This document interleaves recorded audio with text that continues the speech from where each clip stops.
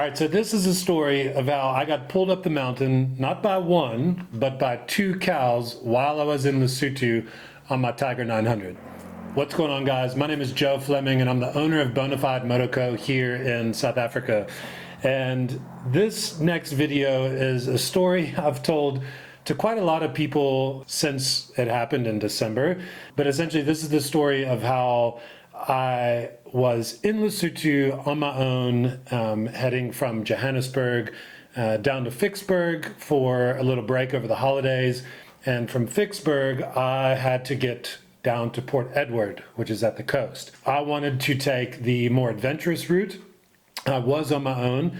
I had all the things that I needed, but the more adventurous route from Ficksburg at the farm where I was to actually go through Lesotho. The route that I had chosen was going to be all tar.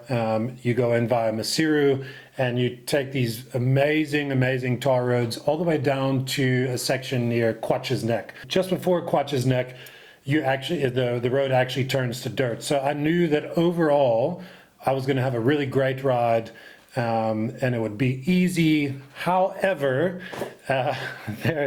there was a place that I wanted to go see, and that's a place called Maletsunyane Waterfall. Maletsunyane Waterfall is located just outside of Simonkong, and I had never been there before. It's one of the most, from what I'd seen online, it is one of the most iconic looking waterfalls in Africa, I think.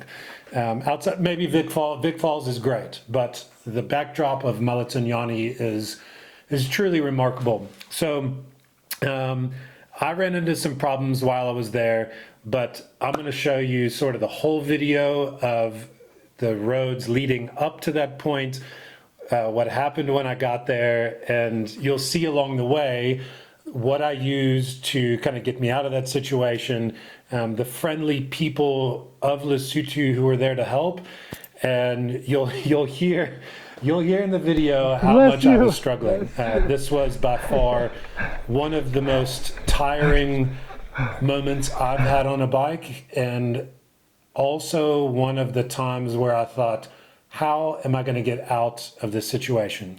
And what I've learned on adventures is that no matter what your plan is that you have, something will go wrong and you will find a way through it. I'm still here. Sometimes in those moments, you don't really know what's going to happen and how you're going to get yourself out of that situation. But somehow, by the grace of God, I managed to get out of this situation. I was so grateful to the guys who were there that day who helped me to continue on my long day trip down to Port Edward. So enough of that. Watch the video. You'll get to see what kind of happened. And I hope you enjoy this. If you enjoy more videos like this, if you want to see more videos like this, please subscribe to the channel. There'll be more coming. Enjoy this. It's a good one. I promise you, you'll learn something from it, but enjoy it. Cheers.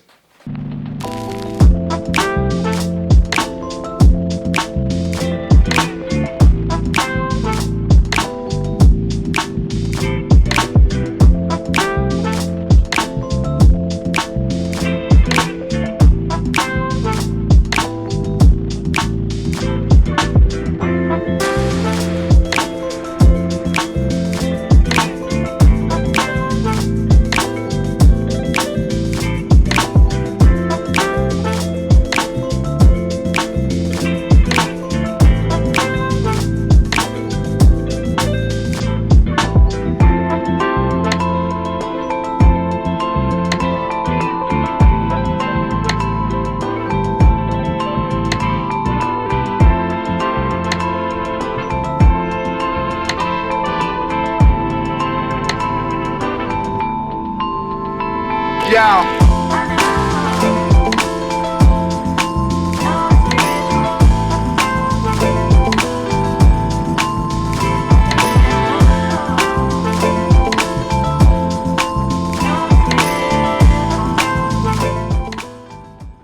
All right, so here, take note of one thing. In the distance, looks like a bit of rain. This is going to come into play a little bit later. But I had seen online where people had gone to a viewpoint that seemed to be a bit lower than the tourist center that you see in the distance. And I started to spot a trail that went down below closer to this section. And this is the section where I had seen people going down or assuming they had gone down. And it is quite steep. It's not so steep, but it looked quite manageable. And here, where it's nice and dry, it was very easy to get down. You had to kind of have your wits about you, but it is quite manageable, easy to do in a 4x4 vehicle or on a motorcycle when it is dry.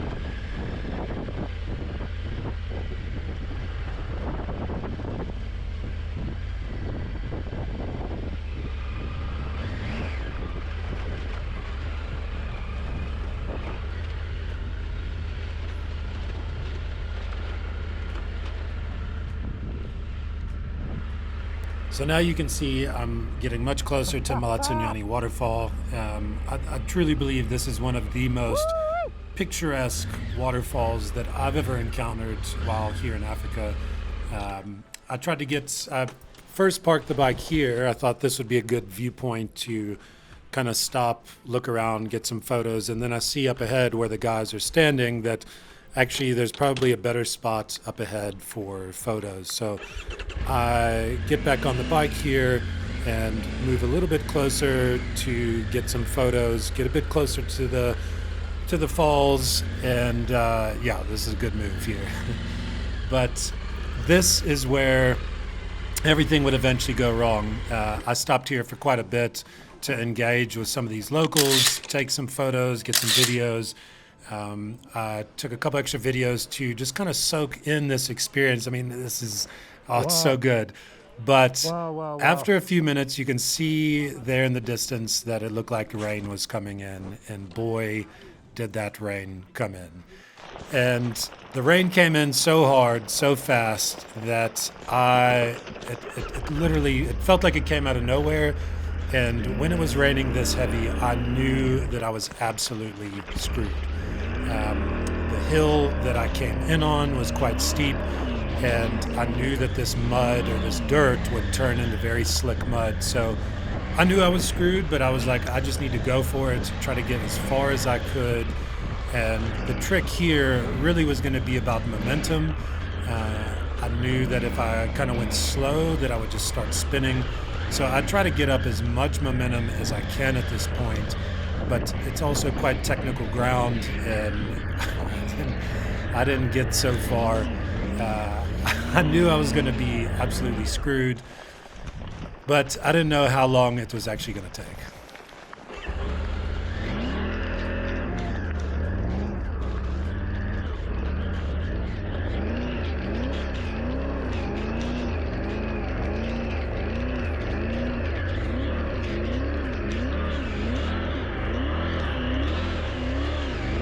You could hear there that I'm revving the bike quite a lot. One of the biggest problems that you'll find in a situation like this in the sand is that if you start spinning and trying to get traction, you will burn out that clutch if you're not dropping the clutch. So that was one thing I was very mindful of in this situation, was to not burn out the clutch and to try to use the clutch as smartly as I could. But it was extremely difficult to stay on the bike and get any kind of traction here. I was looking around at some points, just trying to find maybe an alternative route, maybe cut through the garden or these crops that were off to my right. But I knew that I was going to be here for quite a while.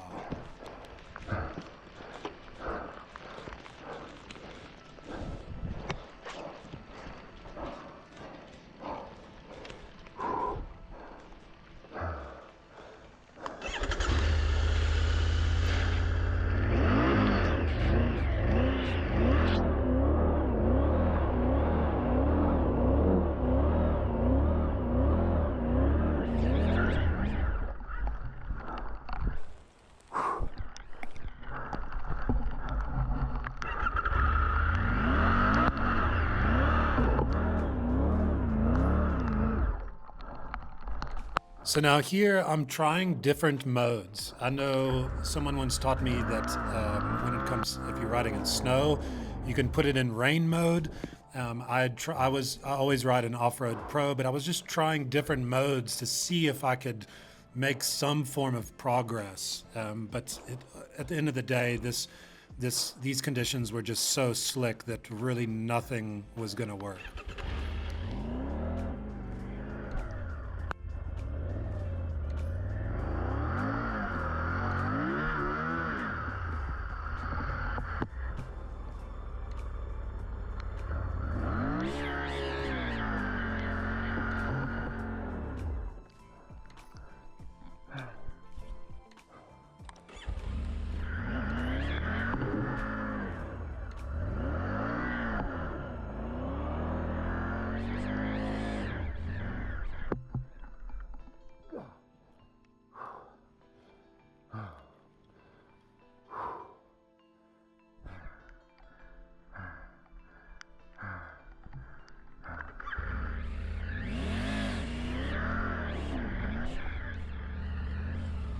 Little section there was a big win. You see here that I was able to get past that obstacle, get a little bit of level ground, and make some form of progress. But up ahead, you'll see that there's just more of this coming. I think I maybe made it up an eighth of the way. I think this whole stretch was maybe 300 meters.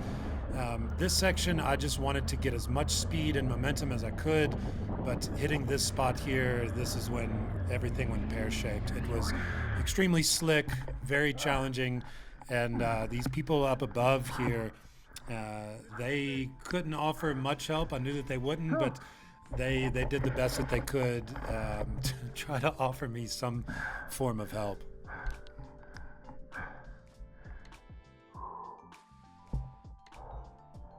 Oh boy.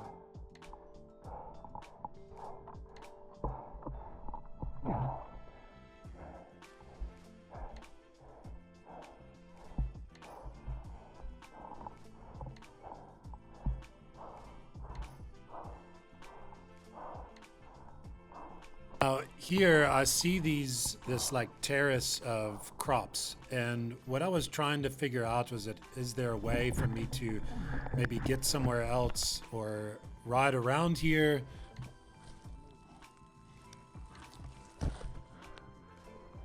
I'll be helping. I think I'm about to, so it's just so slick. So we can pick it up, and then if you guys can just maybe stand behind me, and we'll, yeah. Thank you so much. The weather changed quickly, eh? Yeah.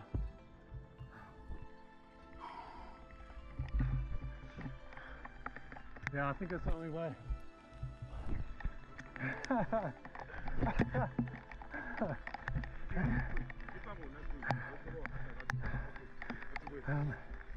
Okay.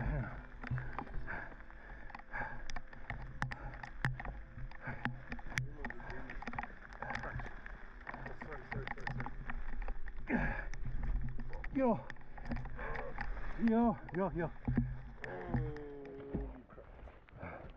Oh, okay.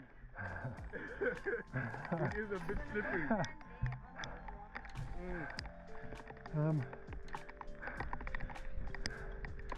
Sure.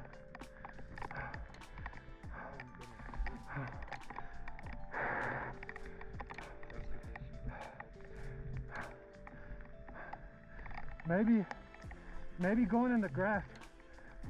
If I go right here, it's actually better because it's got roots. Yeah, that's what I was actually saying. Okay.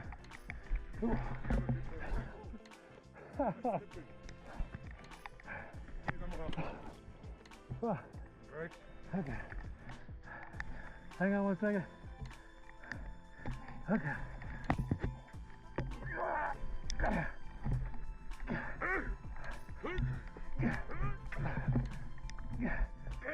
Okay, there you go.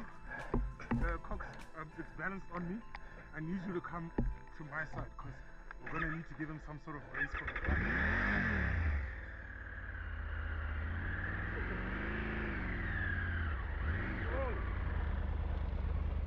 Oh man, this is not good. No, not at all.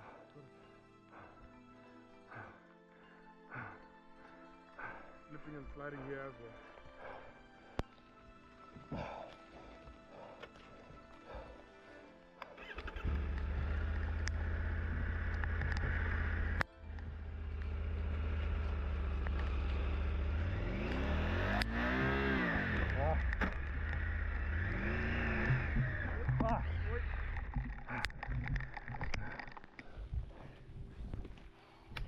Nearby.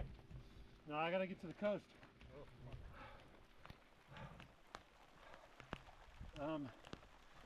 Fuck.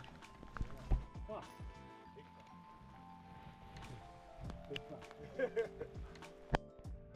All right, so after I had the help of these guys, they helped me out as much as they could, but honestly, I didn't really get very far. They walked up ahead. I think they actually went to go get help or speak to some people. I sat down there for a bit. I still tried to get out a little bit more, tried other options, go up the ditch, but I was just making no progress. Eventually, I just left the bike. And I was like, I'm gonna walk up to the tourist center and go get help. And that's when I saw there was one guy with a cow who was walking down towards me. And then I saw another guy walking down with a pole in his hand with another cow. And I was like, I think they're coming to help me. So they start walking down and then they're like, hey, we're coming for you.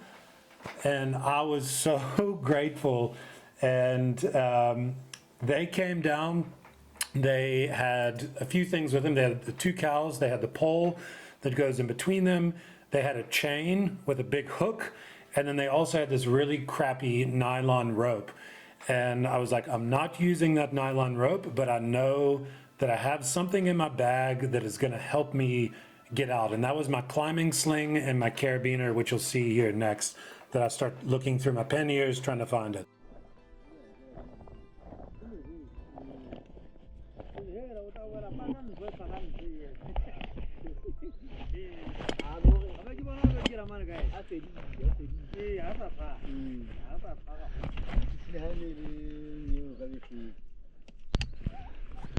I had more rope.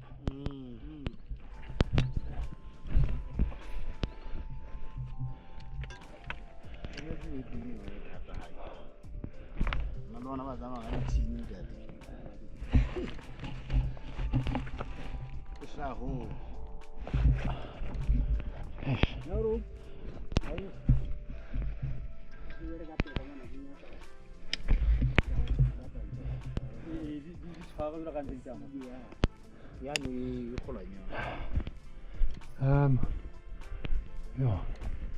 Let me see. So now, up until this point, I wasn't entirely sure what I was going to do, like what rope I was going to use. So I was kind of looking around. Usually I keep paracord with me, but I didn't want to use paracord. But then I remembered that I had my climbing slings. I've got this carabiner that I always carry with me on my Wolfpack vest. So I was like, okay, I've got this carabiner. And then I remembered that in my bag I had the two climbing slings. And these climbing slings I've used for rock climbing over the years. I know that I can trust them with my life, and I know that they will be good enough to help tow the bike out. And that was when I remembered that they were down here in the bottom of this bag. And luckily with these Moscow bags, it's so easy to like open these bags up, close them, get to stuff. You can see here I have packing cubes, so it's somewhat organized but easy to get to. And this is when I was like, okay, I've got a plan now, and I think this is gonna work.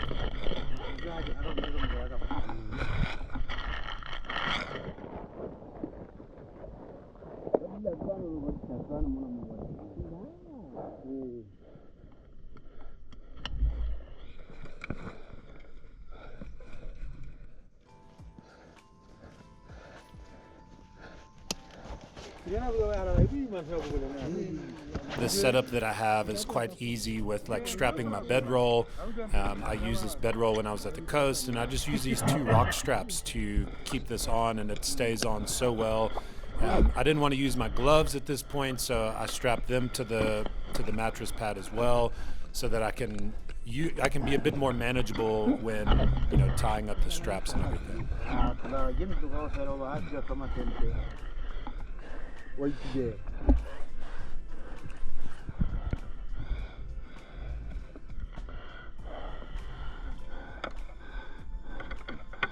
So what's very important here is that when you're being towed, you need to make sure you've got somewhere centered on the bike that can pull you up straight. You do not want to put a rope around your forks, because anytime you turn, or if the cows go up some way, it's going to turn the bike. So here I'm attaching the climbing slings to the front part of each engine guard on the side, and then I hook the carabiner through the middle.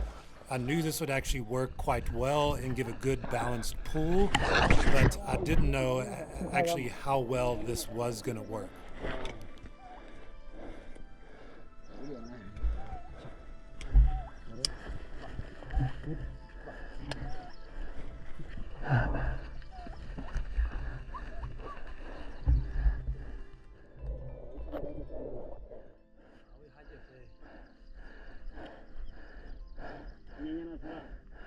All right, so I'm stuck in the mud.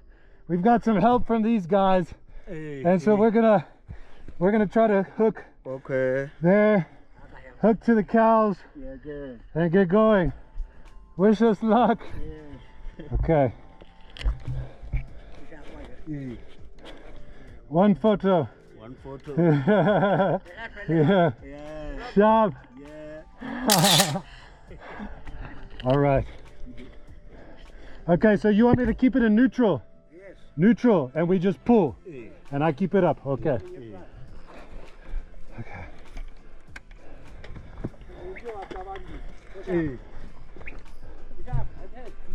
It's all right.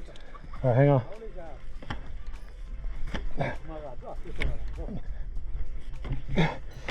Now, when we got everything hooked up, I had no clue, no expectations of how this was going to work out. I thought I would probably end up falling quite a few times, getting pulled by the cows, All right. or get off balance. But what you'll see here now is that the cows, like this method really, really works well. Yeah.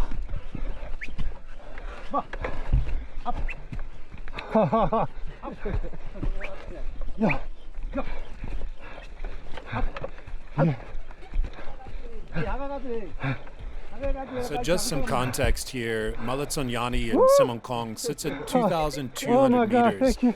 And I had been on my own for about 30-45 minutes trying to get unstuck of this situation. So I was exhausted. I actually didn't have breakfast that morning, which was a huge mistake. And this was such a challenge. Like, even with the cows pulling me up, this time here I'm beside the bike trying to keep the bike up, and I'm flat. And we get to this spot where I just wanted to stop and take a break. Can we stop? Can we stop just 1 minute? Thank you. Thank you, my friend. Thank you so much. Thank you, my friend. Just 1 minute. 1 minute. Yeah.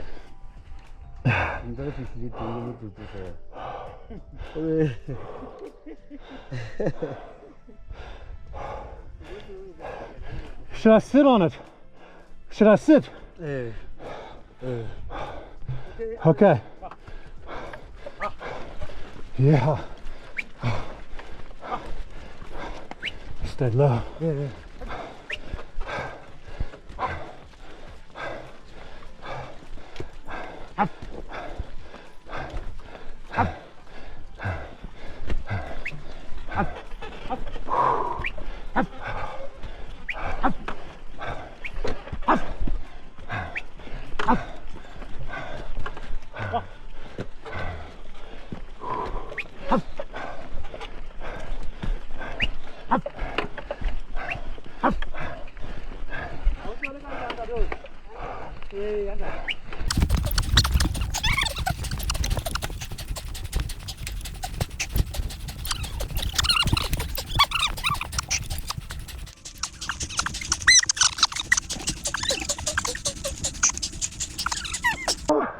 Almost there. Almost. Yeah.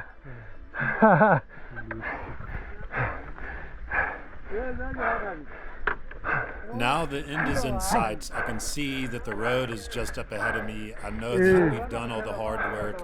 And now I'm thinking I can actually continue on my trip. I had another probably 4 or 5 hours of riding ahead of me at this point to try to get to the coast. And at this point, I'm just elated that I actually got out of this situation and was so grateful to the people there for their help. Yeah. Can you? Oh, please.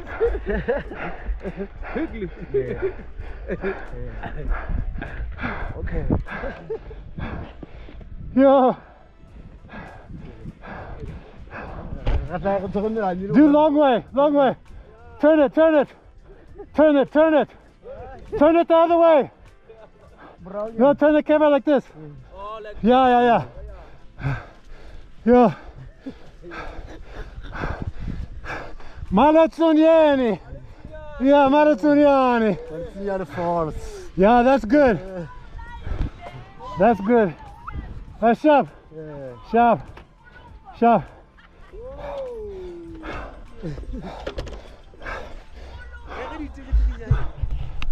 So as you can see here, my first experience to Maletsunyane Waterfall was a very, very memorable one that I'll never forget. After the ride, or after this experience, and as I was riding after this, I tried to think, what did I do wrong here? Did I do something wrong that I can learn from and avoid something like that? But ultimately, I would say no. Sometimes on trips and on adventures, you just make choices and you have to deal with them. It wasn't my plan, but I got through it. I could have, those guys may not have been there and I would have been stuck there for quite a long time. But my biggest takeaway from this was to always have a climbing sling with you and a big carabiner. I carry 2 slings, and without those, I don't know that I would have gotten up there. They did have some rope, which I didn't like. It could have gotten us up, maybe, but I'm really glad that I brought that. I'm so grateful for the people of Lesotho and their kindness and generosity to help me. And I did pay them each 200 bucks, so 200 Rand, or I paid each of them 100 Rand. And that was priceless. I was so grateful for that help because I was able to get to the coast later that day. I think actually by 5:15 I arrived in Port Edward. So thanks so much for watching along. If you want to see more adventures like this and more videos, subscribe to the channel, like this video. There will be more to come. It'll come soon. Thank you for watching this, and I'll see you soon.